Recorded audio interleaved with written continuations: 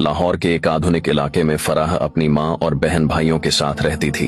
उसके घर के पास एक क्रिकेट ग्राउंड था जहाँ रोज क्रिकेट मैच होते थे। ग्राउंड के साथ टी जना नाम की एक जगह थी और वहीं पास से ट्रेन की पटरी गुजरती थी जहाँ हर थोड़ी देर में ट्रेनें दौड़ती थीं। वो रोजा तो रखती मगर सारा दिन मोबाइल पर लड़कों से बातें करने और गाने सुनने में गुजार देती। घर का कोई काम न करती और जब वालिद समझाते तो मजाक में टाल देती।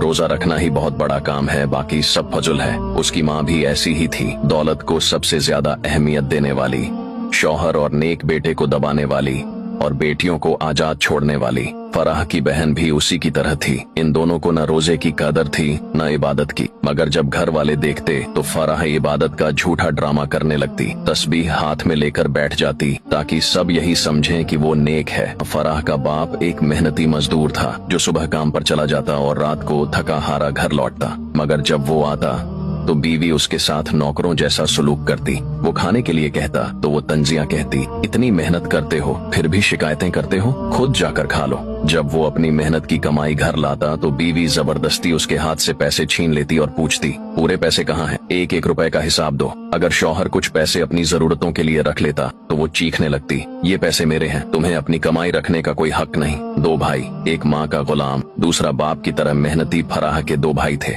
बड़ा भाई जो हमेशा माँ की बात मानता था, उसकी हर बात पर यकीन करता और घर की हर खबर जाकर माँ को बताता। अगर बाप या साजिद कोई बात करते या कोई रिश्तेदार आकर कुछ कहता तो वो फौरन माँ को जाकर खबर दे देता, अम्मी अब्बा ने आज ये कहा, साजिद ने ऐसे बोला, फलां रिश्तेदार ने ये कहा। माँ को उसकी यही आदत पसंद थी और वो उसे सबसे ज्यादा चाहती थी। लेकिन इस बड़े भाई को एक और जुनून था, क्रिकेट। वो हर वक्त क्रिकेट में गुम रहता, जहाँ जाता क्रिकेट क्रिकेट, बस क्रिकेट ही उसकी जिंदगी थी। घर में रहता तो टीवी पर क्रिकेट, बाहर जाता तो दोस्तों के साथ क्रिकेट, और अगर माँ उसे कोई काम कहती तो उसका एक ही जवाब होता, पहले मैच पूरा कर लूं फिर देखता हूँ। दूसरा भाई साजिद जो फराह से कुछ साल बड़ा था, अपने बाप की तरह मेहनती था, रोजाना मजदूरी करता, रात को थका हारा घर आता। वो न माँ का लाडला था न बहनों की तरह आजाद, बल्कि जिंदगी की सख्तियों का सामना कर रहा था। साजिद का निकाह हो चुका था और जब वो रात को आता तो थोड़ा सा वक्त निकालकर अपनी बीवी से मोहब्बत से बातें करता, मगर माँ को ये भी बर्दाश्त न था। वो तंज के तीर चलाती,